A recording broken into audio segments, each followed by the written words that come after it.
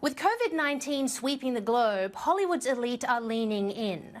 Upset that people aren't paying enough attention to them. Celebrities, seemingly baffled that they are unable to bypass the social distancing rules as easily as they would a red velvet rope, have taken to social media to prove just how normal and relatable they are.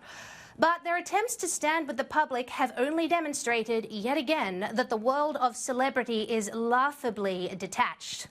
In what universe is it appropriate for Madonna to post a quarantine video of herself dancing and singing about pasta and fried fish around her enormous gold-adorned bathroom surrounded by thousands of dollars worth of cosmetics, while millions of normal people are quarantined in shoebox apartments unable to get groceries? How is it wise for Cher to insist that Donald Trump is willing to sacrifice people for the sake of his economy when her job as, well, herself is in no danger of being swallowed by an almost inevitable depression? And how on earth did Wonder Woman star Gal Gadot and her band of celebrity a cappella pals think it was sensible to tag team John Lennon's song Imagine? Imagine no possessions. I wonder if you can. No need for greed and hunger. Brotherhood of man. How can they lovingly speak of having no possessions and no religion at a time when millions of people are in danger of losing their possessions and are turning to various deities for guidance and comfort? Now, that is not to say that it's all bad out of Hollywood. Arnold Schwarzenegger has donated $1 million worth of personal protection equipment to hospital workers, and bravo to him. But by and large, celebrities have proved themselves entirely useless, clueless, and tone-deaf in a crisis. Remember this next time they're telling you who to vote for.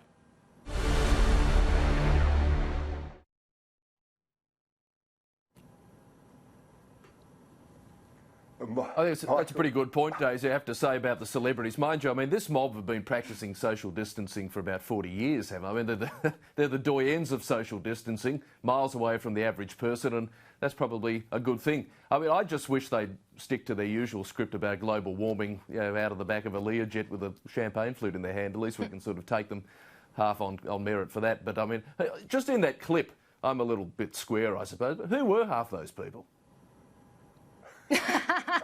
Well, that was the criticism that a lot of people actually had of that clip, is that it was posited as, wow, look at all these wonderful, famous people, but nobody knew who half of them were. I mean, and that's the sort of most pretentious thing about it. Now, look, it has to be said here that since Madonna made that funny video dancing around, she actually has come good, and she has donated $1 million to Bill Gates's initiative to support victims of the coronavirus. So it's not all bad. So look, Corey, am I being too harsh here? Do you think actually that a lot of them are perfectly well-meaning and just a little bit clueless, or is it just a publicity stunt for them?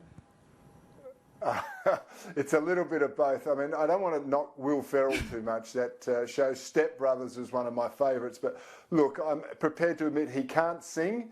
But I think a lot of the celebrities are merely having a bit of fun with this. We know that culture today is all about gazing in on someone else's lives, and that the young people generally admire those they see as YouTube stars or Instagrammers, or like people might have looked up to movie stars in years gone by. But some of them do get a bit sanctimonious. You know, the Leonardo DiCaprios of the world who fly around the world in their jets, telling everyone else that they shouldn't be flying around in their jets.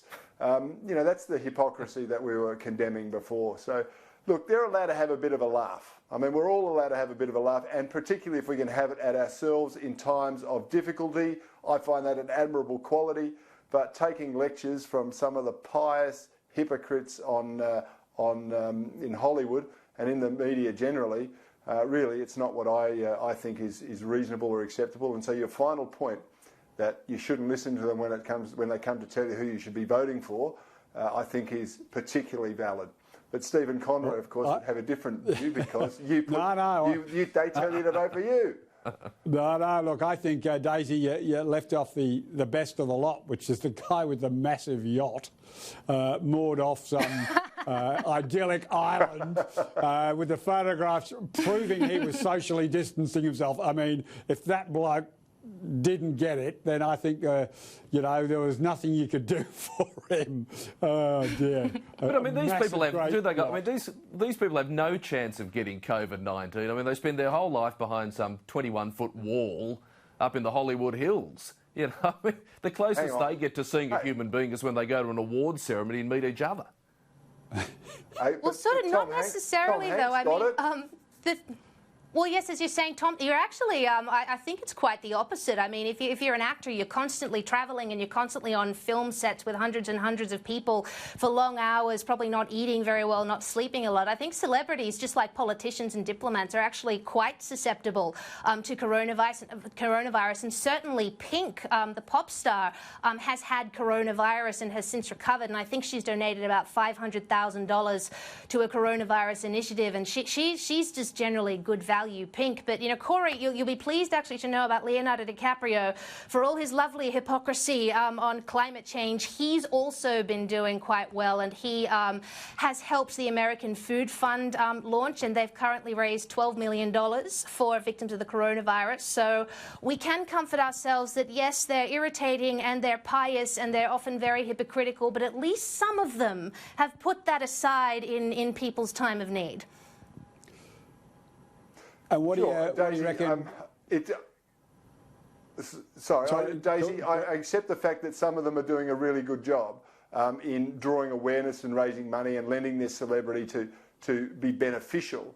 But ultimately, these people do live in cosseted little worlds. They have chefs, they have medical care on standby all the time. They can get whatever they want, whenever they want.